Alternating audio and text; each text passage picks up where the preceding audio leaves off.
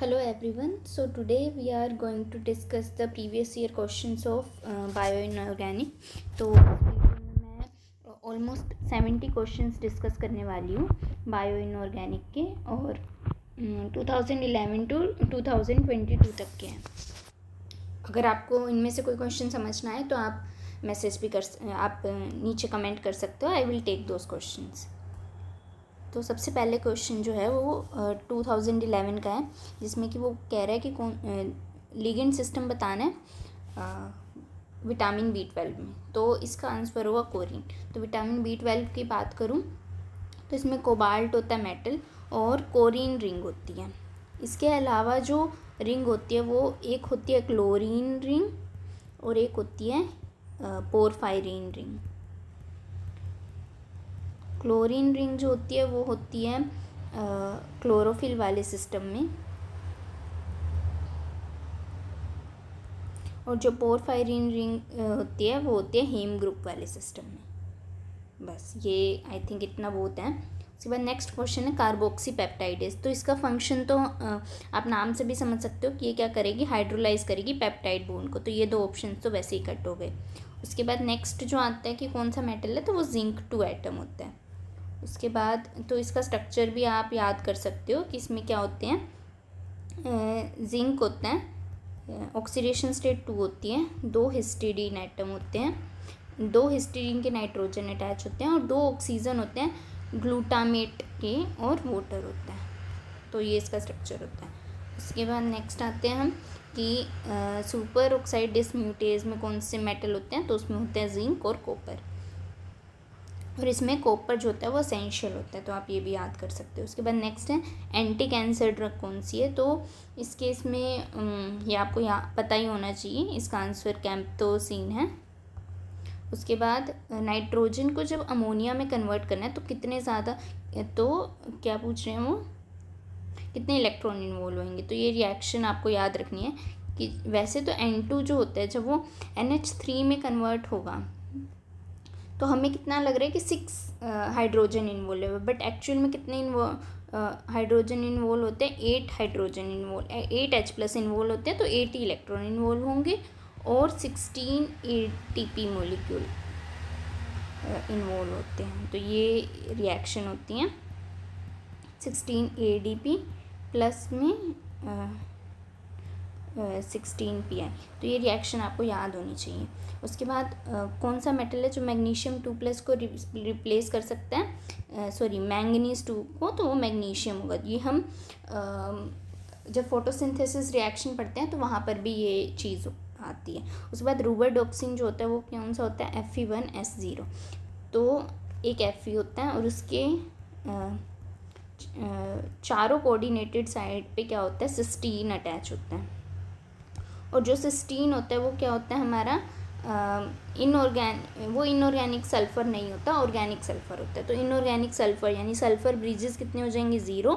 Cysteine 4 है और iron क्या है, 1 है. तो ये क्या है हमारा रुबरडॉक्सिन है. उसके बाद नेक्स्ट क्वेश्चन है, अब 2012 पे आ गए हम. जो ऑक्सीडेशन स्टेट है आयरन की मेट हेमोग्लोबिन में कितनी होती है, तो उसका आंसर हो जाएगा 3. उसके बाद नेक्स्ट बात करते हैं कि जो चेंजेस हैं हिमरिथीन के बारे में क्या सही नहीं है. तो हिमरिथीन के बारे में मैं स्ट्रक्चर बताऊं तो 2 Fe2+ लगा लो कि 2 Fe2 हैं और एक में क्या है 3 हिस्टीडीन अटैच है और एक में 2 हिस्टीडीन अटैच है. और दोनों को जो ब्रिज कर रहा है वो एक OH+ ब्रिज कर रहा है और एस्पार्टिक और ग्लूटामेट ये ब्रिज कर रहे हैं. और जब यहाँ पर ऑक्सीजन जो है वो अटैच हो जाएगा तो फिर क्या बन जाएगा, Fe और जो आयरन है वो +3 में कन्वर्ट हो जाएगा और OH+ ऐसा ही रहेगा. यहाँ पर 3 हिस्टीडीन होंगे, यहाँ पे 2 हिस्टीडीन, यहाँ पे एस्पार्टिक, यहाँ पर ग्लूटामेट, ये सब सेम रहेगा. और जो 5 कोऑर्डिनेटेड वाली साइड थी उसके ऊपर क्या अटैच हो जाएगा, O2-, और यहाँ पर क्या होगी यहाँ पर क्या हो जाएगी, हाइड्रोजन बॉन्डिंग भी हो जाएगी. सो ये इसका पूरा स्ट्रक्चर है. तो एक आयरन एटम ऑक्सीडाइज हो रहा है, ये गलत है. बोथ आयरन एटम ऑक्सीडाइज हो रहे हैं, ये बिल्कुल ठीक है. और जो ऑक्सीजन है वो बाइंड हो रहा है एक आयरन एटम से और हाइड्रोजन बॉन्डिंग है, ये भी ठीक है। ऑक्सीजन दोनों आयरन एटम से बाइंड हो रहा है, ये गलत है। तो ए एंड सी जो होगा वो आंसर हो जाएगा, sorry B and C, B वाला ठीक था ना। उसके बाद नेक्स्ट आते हैं हम फोटोसिंथेसिस में पाथ में बताना है, तो ये आपको पता ही होना चाहिए, बी टू बी एफ में जाता है और फिर प्लास्टोसाइनिन में जाता है। तो आप ऑप्शन देख लो, B to B F to plastocyanin. उसके बाद नेक्स्ट है असेंशियल एलिमेंट्स बताने हैं। तो एजी और एमजी तो हमने किसी भी एंजाइम में नहीं पढ़ा, तो ये तो गलत हो जाएगा। और इसमें अगर कंपैरिजन करना हो तो रुथेनियम भी नहीं पढ़ा है, बट कॉपर जैसे हीमोग्लोबिन मायोग्लोबिन में पढ़ा है। उसके बाद नाइट्रोजिनस एंजाइम्स में पढ़ा है मोलिबिडनम। उसके बाद जिंक जो है वो बहुत सारे मेटल एंजाइम्स जैसे कि कार्बोक्सीपेप्टिडेज, कार्बोनिक एनहाइड्रेज, इन सब में पढ़ा है। और कॉपर भी सिमिलरली हमने एसओडी और साइटोक्रोम में पढ़ा है। तो ये सब क्या हो जाएंगे, एसेंशियल हो जाएंगे। उसके बाद based on the behaviour of metal enzymes हमें करेक्ट स्टेटमेंट बतानी है। तो सबसे पहले क्या है कि जो जिंक होता है Zn क्या होता है 2+ में होता है। और जब हम कार्बोनिक एनहाइड्रेज की भी बात करते हैं, जिसमें कि वो CO2 के अंदर H2O डाल के H2CO3 इस रिएक्शन को क्या करते हैं, कैटेलाइज करते हैं। तो बेसिकली होता क्या है, जिंक से वाटर जो है वो अटैच हो जाता है, जिसकी वजह से इसकी एसिडिटी जो होती है वो बढ़ जाती है। और फिर क्या करता है, H+ जो होता है वो लीव कर जाता है, और Zn से फिर OH- जो होता है वो ऐसे लिंक हो जाता है। तो basically in the enzyme zinc activate करता है वाटर को, और जिंक जो है वो बाउंड हाइड्रोक्साइड प्रोड्यूस करता है। और सिमिलरली ऑक्सीडेज में जो आयरन होता है वो एक्टिवेट करता है ऑक्सीजन को, और जो दो ऑक्सीजन की बॉन्डिंग है उनको ब्रेक कर देता है। तो ये दोनों बी और सी जो होंगे वो ठीक हो जाएंगे।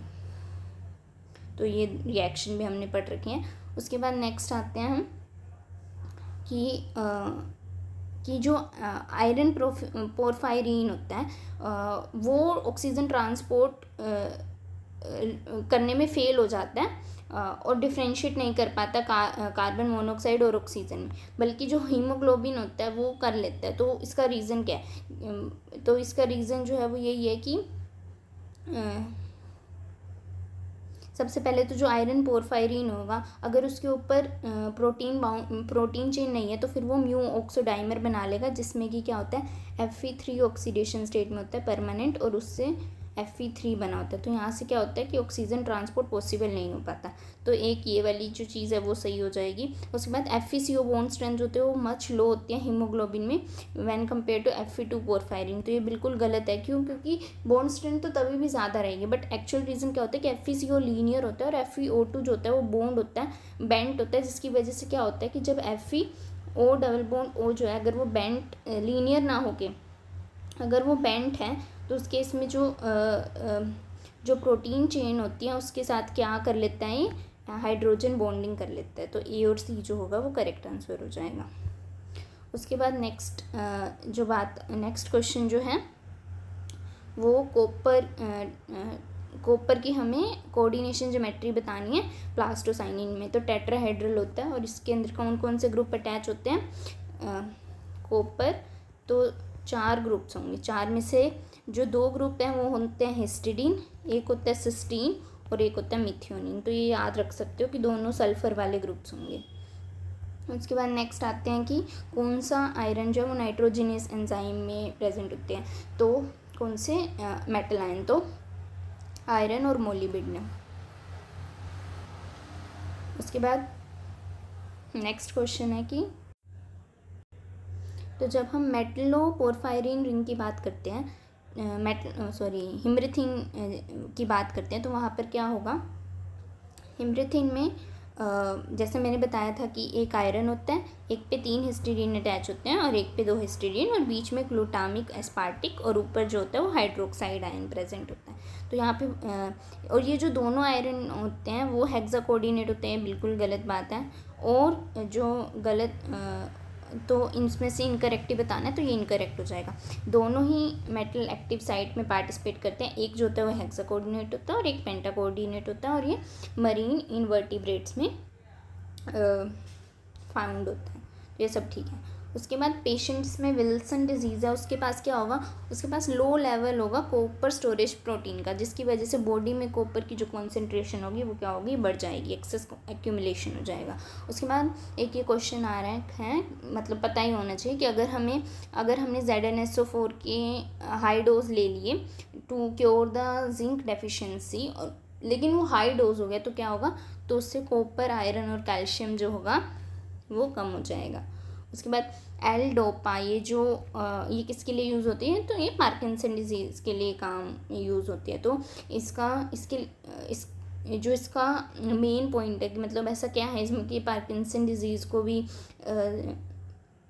पार्किंसन डिजीज़ जैसे डेंजरस डिजीज़ को भी में भी काम करती है कि ये एक्चुअल में जो ब्लड ब्रेन बैरियर होता है उसके थ्रू भी ये क्रॉस कर जाती है, जबकि डोपामीन इटसेल्फ भी क्रॉस नहीं कर पाता।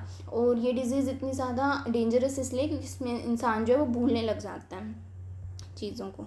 उसके बाद ऑक्सीडाइज फॉर्म जो है एंजाइम कैटालेस की, वो रिपेयर होती है बाय द रिएक्शन, मतलब मेन यही है कि ये हमें रिंग दे रखी है और ये क्या है, कैटालेस जो एंजाइम होता है उसका कलर ग्रीन कलर होता है। वो ऐसा पूछ रहे हैं ऐसा क्यों है, तो यहाँ पर जब हम देखेंगे वैसे जो Fe होता है वो +3 ऑक्सीडेशन स्टेट में होता है और फिर वो किस में कन्वर्ट हो जाता है +4 में, तो यहाँ पर वो क्या है +4 ऑक्सीडेशन स्टेट में है और उसकी वजह से क्या हो रहा है, हमारा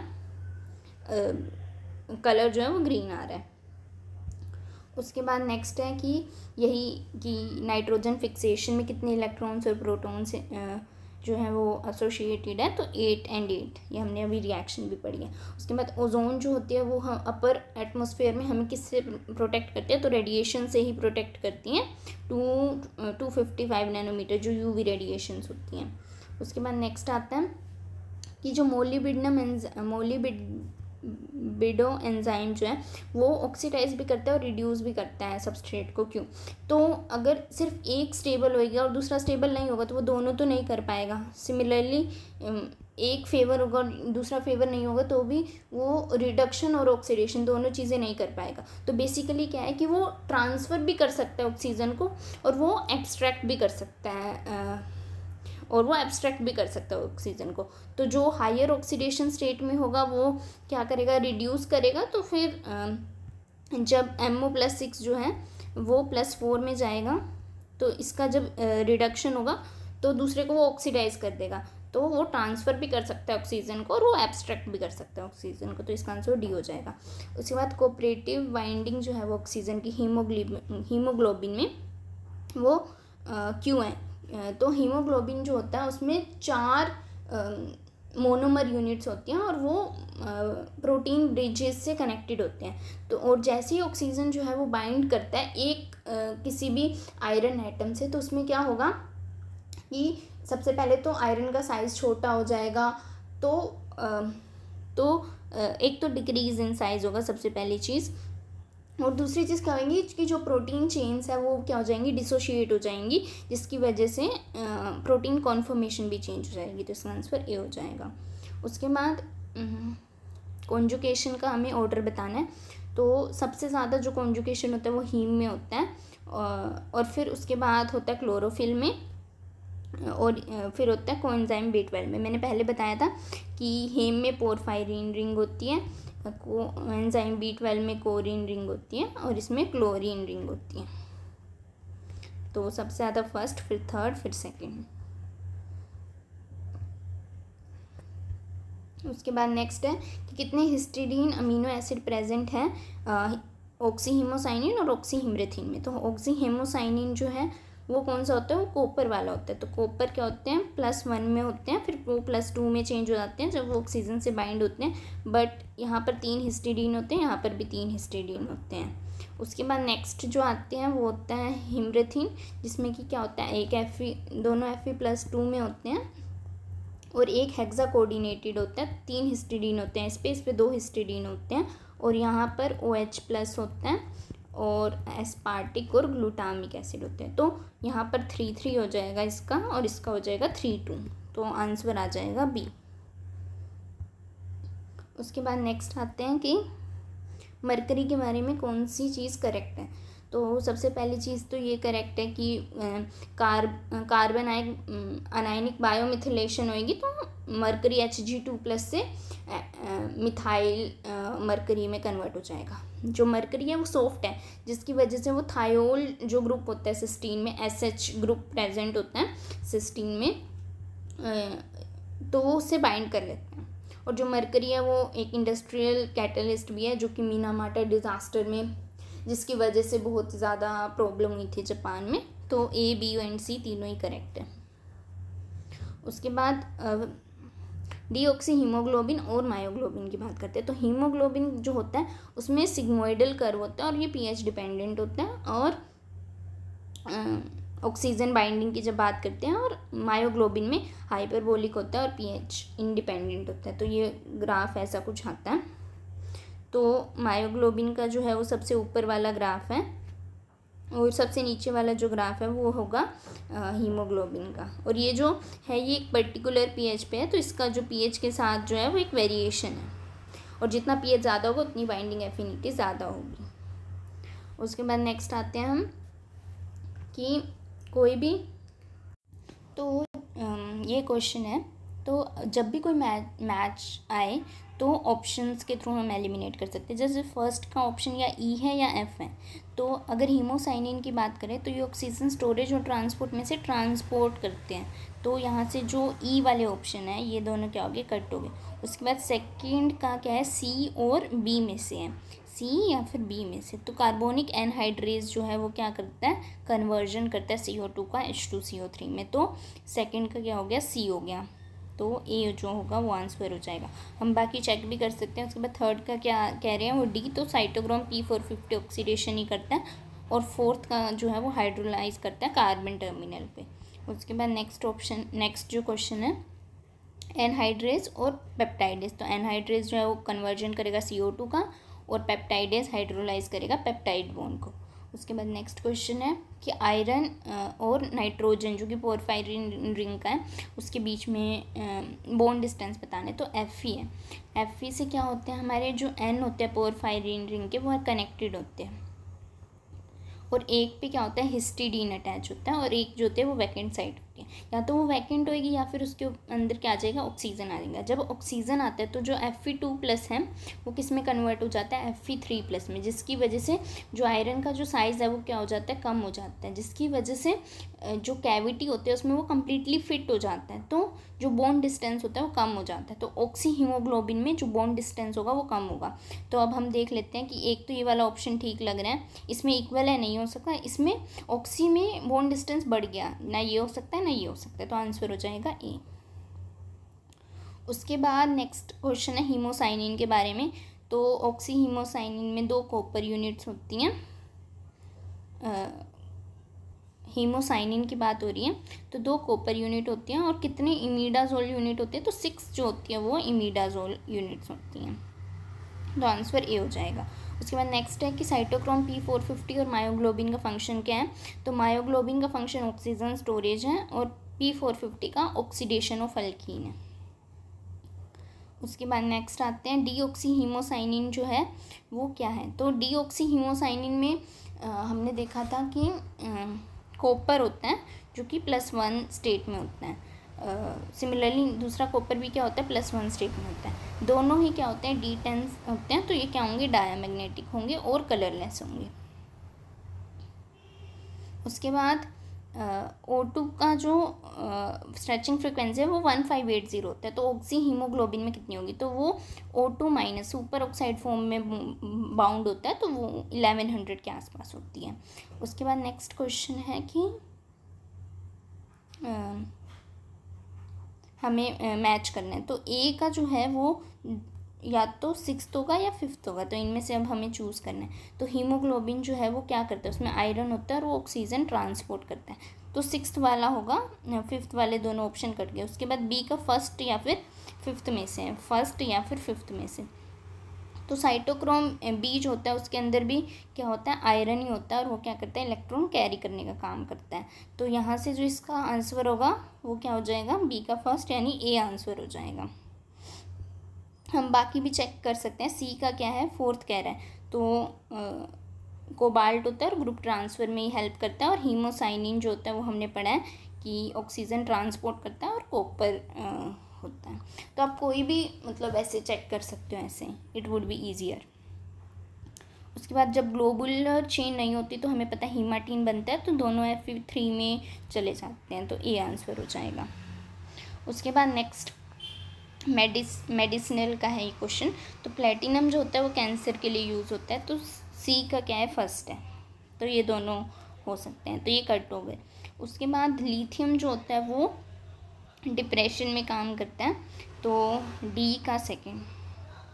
तो यहाँ से जो मैं बोल सकती हूँ कि ऑप्शंस देख के एलिमिनेट करना चीज़ों को ईजियर है, आपको फिर ज़्यादा कॉन्फिडेंस भी मिलता है, क्योंकि जब भी कोई नई चीज़ आएगी और आपको अगर कुछ नहीं आता तो ऑप्शंस भी उसी के अकॉर्डिंग फॉर्म होते हैं। उसके बाद अब आप ये याद भी कर सकते हो कि GD जो कि गैडोलिनियम है वो MRI एजेंट में यूज़ होता है, और AU अर्थराइटिस में गोल्ड।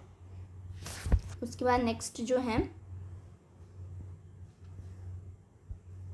नेक्स्ट आते हैं हम कि कौन सा कितने नंबर कोऑर्डिनेशन नंबर और साइज़ ऑफ रिंग बतानी है जो कि मेटल आयन और पोरफायरिन रिंग के बीच में बनती है। तो जो 5 मेंबर रिंग होती है पोरफायरिन रिंग 4 होती हैं, और वो 4 ही रहती हैं, और जब मेटल जो है वो नाइट्रोजन के थ्रू बॉन्ड करता है तो 6 मेंबर रिंग बन जाती हैं, 4 नहीं, जो कि बी वाली रिंग जहाँ पर शो हो रही है। तो 4 6 मेंबर रिंग और 4 ही 5 member ring, so that would be the answer.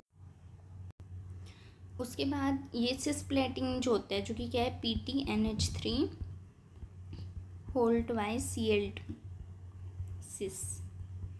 तो जब डाइअक्वा कॉम्प्लेक्स ड्रम बनता है 2 Cl चले जाते हैं और 2 वाटर आ जाते हैं, तो वो मॉडिफाई कर देता है DNA स्ट्रक्चर को। तो ये चीज़ आप याद ही रख लो कि ग्वानिन बेस्ड का जो नाइट्रोजन एटम है उसके थ्रू बॉन्डिंग होती है। नाइट्रोजन जो होता है उसका नंबर क्या होता है 7th। उसके बाद नेक्स्ट है कि जब जो कार्बोनिक एनहाइड्रेज होता है उसमें इंटरेक्शन किस के बीच में होती है। तो सबसे पहले मैंने बोला था ना कि वाटर के साथ जिंक बाउंड करता है और फिर उसके बाद एसिडिटी बढ़ा देता है, तो OH- हो जाता है, और वो OH- जो है वो CO2 पे अटैक करता है। तो OH ग्रुप जो होता है वो एक्टिव साइट पे अटैक करता है, सो ए वुड बी द आंसर। उसके बाद इनऑर्गेनिक सल्फर बतानी है हमने। रोबोडॉक्सिन में कितने होते हैं, तो वो होता है Fe1S0, तो 0 हो जाएंगे। उसके बाद 2 आयरन फेरिडॉक्सिन होता है Fe2S2, और 4 फेरिडॉक्सिन होता है Fe4S4। तो यहाँ पर हम देख सकते हैं कि इनऑर्गेनिक सल्फर इसमें 2 हैं और इसमें 4 हैं, तो आंसर ए हो जाएगा। उसके बाद नेक्स्ट आता है कि कौन सा ट्रांसफॉर्मेशन जो है वो B12 करता है। तो इपॉक्सीडेशन जो होता है वो साइटोक्रोम P450 करता है, तो ए तो नहीं हो सकता, तो ए नहीं हो सकता, तो आंसर सिर्फ एक ही बच गया। तो आप ये सब याद भी कर सकते हो कि RNA को DNA में कन्वर्ट करता है, 1 कार्बन शिफ्ट करता है, और डायोल डिहाइड्रेस भी करता है, यानी कि डिहाइड्रेशन कह सकते हैं हम।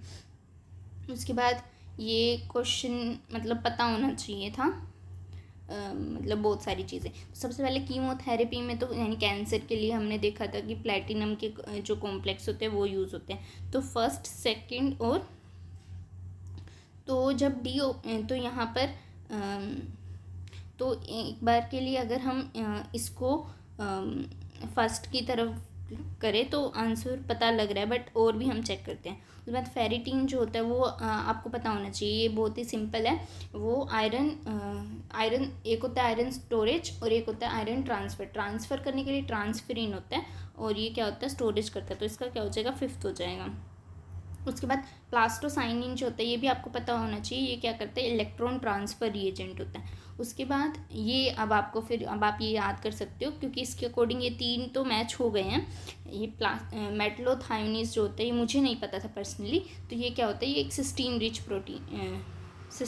प्रोटीन होता है।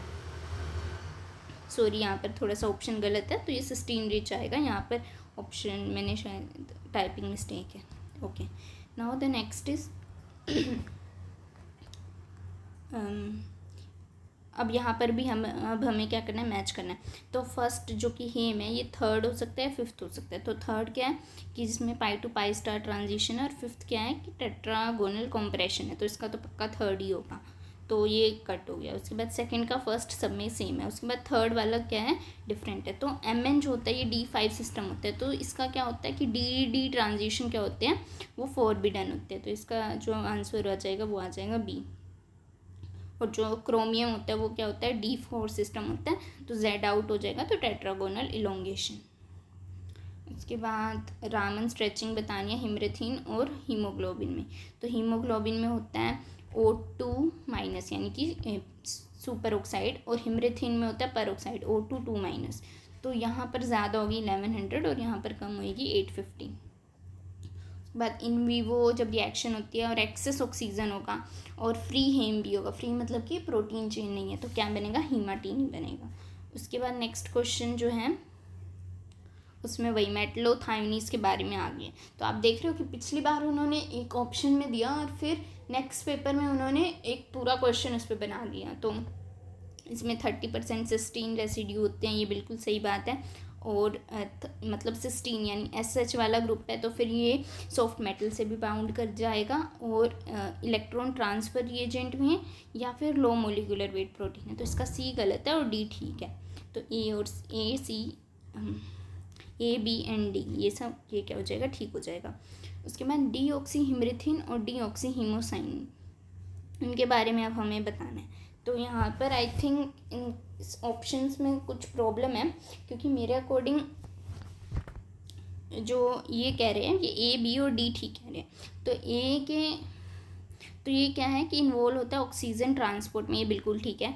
उसके बाद 2 मेटल होते हैं एक्टिव साइट पे, ये भी बिल्कुल ठीक है। उसके बाद एक्टिव साइट मेटल जो होती है वो ब्रिज होती है अमीनो एसिड,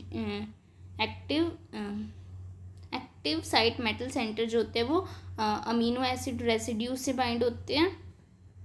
अगर ये गलत है तो उसके बाद जो D ऑप्शन जो है, जो वो कह रहे हैं कि they prefer to bind only 1 oxygen per active site, तो ये गलत है। क्योंकि अगर हिमरेथिन में ऐसा है भी, तो हीमोसाइनिन में जब कॉपर 1 से कॉपर 2 में जाता है और ऑक्सी स्टेट में होता है, तो फिर वो दोनों ही ऑक्सीजन से बाइंड करता है। तो ये तो गलत ही होना चाहिए। तो D जो है वो मेरे अकॉर्डिंग तो गलत होना चाहिए। तो और C गलत है। तो I don't know, I think there is some problem in this question. उसके बाद नेक्स्ट आते हैं कि साइटोक्रोम C के बारे में करेक्ट स्टेटमेंट वो पूछ रहे हैं। तो एक तो ये नॉन हेम प्रोटीन है, ये गलत है, हेम प्रोटीन होता है। जो कोऑर्डिनेशन होता है वो 5 होता है, ये भी गलत है, 6 कोऑर्डिनेशन होती हैं। उसके बाद रिडॉक्स है और इलेक्ट्रॉन कैरियर है, ये भी क्या है, ठीक, ये ठीक बात है। और ये स्टोर और कैरी करता है डाइऑक्सीजन, ये गलत है। उसके बाद नेक्स्ट आते हैं ऑक्सी हिमरेथिन की बात करते हैं। तो इसका स्ट्रक्चर तो मैं बहुत बार बना चुकी हूँ कि एक Fe है, 3 हिस्टिडीन कनेक्ट है, यहाँ पर 2 हिस्टिडीन कनेक्ट है, एस्पार्टिक ग्लूटामेट कनेक्ट है, और O2 2 माइनस कनेक्ट हो रहा है, और फिर वहाँ पे हाइड्रोजन बॉन्डिंग भी हो रही है। तो इसको हम HO2 माइनस भी लिख सकते हैं। उसके बाद इनऑर्गेनिक जो सल्फाइड होता है, जो कि Fe4S4 होता है, उसका क्यूबेन वाला स्ट्रक्चर होता है।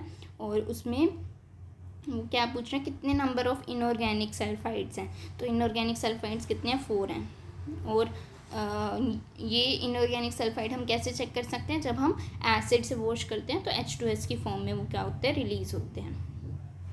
तो यहाँ पर नेक्स्ट जो चीज़ है कि जो कैटालिटिक एक्टिविटी होती है सुपर ऑक्साइड डिसम्यूटेज की, उस केस में सिर्फ कॉपर ही एसेंशियल है, और जो जिंक होता है उसको हम रिप्लेस कर सकते हैं डाइवेलेंट एटम से। तो B और D जो होगा वो करेक्ट हो जाएगा। उसके बाद नेक्स्ट क्वेश्चन जो है वो हीमोसाइनिन के बारे में है। तो जो ऑक्सीडेशन स्टेट होती हैं, ऑक्सीडेशन स्टेट जो दोनों कॉपर एटम की है वो चेंज होती है 2 से, तो ये गलत है। इंटेंस कलरलेस होता है कॉपर 1 में, और फिर जब कॉपर 2 में चला जाता है तो LMCT की वजह से ब्लू कलर में चेंज हो जाता है, और डाइऑक्सीजन जो होता है वो O2 2 माइनस में कन्वर्ट हो जाता है, ये भी बिल्कुल ठीक है। और जो बॉन्डिंग होती है वो eta2 होती है दोनों साइड से। जो ऑक्सीडेशन स्टेट में चेंज होता है वो क्या होता है, 1 का होता है, +1 से +2 में जा रहा है। उसके बाद नेक्स्ट आते हैं कि सिस्प्लेटिन किससे बना सकते हैं, तो हम K2PtCl4 से बना सकते हैं। That's the first thing. जो ट्रांस इफेक्ट होता है वो Cl- का ज़्यादा होता है NH3 से। और ब्लड में क्या होता है कि ये इक्विलिब्रियम में रहते हैं। और उसके बाद नेक्स्ट है कि ये बाइंड करते हैं 2 एडजेसेंट साइटोसिन से। तो अभी हमने पहले भी पढ़ा था ग्वानिन 7th पोजीशन पे बाइंड करता है। तो जो ई वाला है वो क्या है, गलत है। तो इसमें भी है इसमें भी है, तो गलत ही हो जाएगा। और बी वाला भी क्या है, गलत है। तो अगर इन दोनों में कन्फ्यूजन है तो आप देख सकते हो कि ओके ए तो पक्का ठीक है, तो यही ही गलत होगा, तो ये आंसर हो जाएगा। उसके बाद नेक्स्ट आता है कि विटामिन B12 जो होता है उसके अंदर कोरिन रिंग होती है। तो कोरिन रिंग जो होती है उसमें अगर मैं बताऊं तो जब हम पोरफायरिन रिंग बनाते हैं तो 4 इमिडाजोल टाइप रिंग बनाते हैं। और यहाँ पर वैसे तो हम एक कार्बन से बाइंड करते हैं, बट इस केस में क्या हो जाता है कि जो एक कार्बन का ब्रिज होता है वो लॉस हो जाता है। तो यहाँ पे जो वैसे नॉर्मल 5 मेंबर रिंग कितनी है, 4 हैं। और जब हमने मेटल के साथ बाइंडिंग हो गई तो जो 3 है वो 5 मेंबर रिंग बन गई। जैसे कि ये वाली 5 मेंबर रिंग बन गई, सॉरी ये वाली जो है वो कौन सी मेंबर की रिंग बन गई, 1 2 3 4 5 6, तो ये 6 मेंबर रिंग बन गई। तो 3 जो है वो 6 मेंबर रिंग बनती हैं और एक जो होती है वो 5 मेंबर रिंग बनती है। तो यहाँ पर जो 5 मेंबर रिंग होंगी वो एक 5 मेंबर रिंग बनेगी और 3 6 मेंबर रिंग बनेंगी। उसके बाद नेक्स्ट जो क्वेश्चन है उसमें जो मायोग्लोबिन होता है वो O2- की फॉर्म में, सुपर ऑक्साइड की फॉर्म में बाइंड होता है और 1100 स्ट्रेचिंग फ्रिक्वेंसी होती है। तो ए का 3rd और उसका Z, तो यहाँ पर ए की ऑप्शन है, तो ए आंसर आ गया। तो आपको बाकी चेक करने की ज़रूरत भी नहीं है। उसके बाद मेटल जो कि ट्रांसफ़र होता है सिड्रोफोर से, तो वो होता है आयरन। उसके बाद अब हमें मैच करना है, तो यहाँ पर आपको पता होना चाहिए। सबसे पहले डाइफ्लोरोमीथेन, तो थोड़ा थोड़ा क्लोरोफ्लोरोकार्बन जैसा लग रहा है, तो ये ओजोन लेयर डिप्लीशन में काम मतलब वो होता है रिस्पॉन्सिबल। उसके बाद हेक्साक्लोरोबेंजीन जो होता है ये आपको याद होना चाहिए था, बाकी सब इनमें से एक भी आता था तो आप कर सकते थे। तो पी का क्या है, 4th है।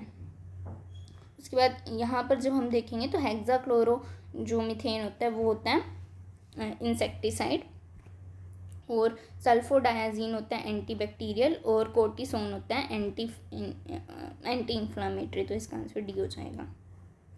उसके बाद साइटोक्रोम P450 के बारे में हमें बताना है कि कौन सी स्टेटमेंट जो है वो सही है। तो इसमें हिस्टिडीन होता है आयरन सेंटर पे, तो गलत है। सिस्टीन यूनिट होती है, और मेम्ब्रेन बाउंड प्रोटीन है, ये भी ठीक है। और आयरन 3 होता है रेस्टिंग स्टेट में, ये भी ठीक है। तो बी और सी जो होगा वो ठीक हो जाएगा। आंसर क्या है, सी। उसके बाद कोएंजाइम B12 का अब हमें बताना है कि क्या क्या फंक्शन होते हैं। तो यहाँ पर हाइड्रेशन ऑफ CO2 जो होता है वो इसका फंक्शन नहीं होता। 1 to कार्बन शिफ्ट होता है, और बेंजोल टू फिनोल और ये सब भी नहीं होता। तो इसका आंसर जो होगा वो ए ओनली ही आएगा। उसके बाद नेक्स्ट क्वेश्चन जो है वो है कि अब हमें ऑक्सी हीमोग्लोबिन और साइटोक्रोम P450 के बारे में करेक्ट स्टेटमेंट बतानी है। तो सबसे पहले तो मायोग्लोबिन और P450 दोनों में ही हेम ग्रुप होते हैं, तो वही डायनाइन फॉर्म ऑफ पोरफायरिन रिंग होती है, बिल्कुल ठीक है। उसके बाद सेम 5th लिगेंड होता है, ये बिल्कुल गलत है। एक में सिस्टीन होता है और एक में हिस्टिडीन होता है, और सिंगल एक्टिव साइट होती है, ये भी ठीक है। और मेटल जो है वो +3 ऑक्सीडेशन स्टेट में होता है। तो ये मतलब बिल्कुल करेक्ट नहीं कह सकते, क्योंकि जो हीमोग्लोबिन होता है उसमें +2, मायोग्लोबिन में हम +2 ऑक्सीडेशन स्टेट में भी पढ़ते हैं, बट ए और सी सिर्फ ऑप्शन में है नहीं। तो ए, सी और डी ऑप्शन में है, तो इसको भी करेक्ट मान रखा है। उसके बाद नेक्स्ट जो है ये क्वेश्चन है, तो यहाँ पर अगर आप देखोगे तो जो मैच द फ्लोइंग है, तो यहाँ पर क्या है, बीटा लैक्टम रिंग है, जो कि एंटीबायोटिक की तरह ही एक्ट करती हैं, पेनिसिलिन। तो ये आपको अगर इतना पता था तो आप इसको मार्क कर सकते हैं। तो उसके बाद फर्दर भी वो चाहता था कि आपको पता हो चीज़ें, तो ये आप याद कर सकते हो कि अगर अमीन और एस्टर ग्रुप जो है वो आ रहा है तो एनेस्थेटिक की तरह काम करेगा, और ये वेरफ्रीन जो है एंटीकोगुलेंट की तरह काम करेगी। उसके बाद नेक्स्ट क्वेश्चन है कि ऑक्सी मायोग्लोबिन में जो इतने अनपेयर्ड इलेक्ट्रॉन है उसके इक्वल इन सब कॉम्प्लेक्स में से किसके same number of unpaired electrons है।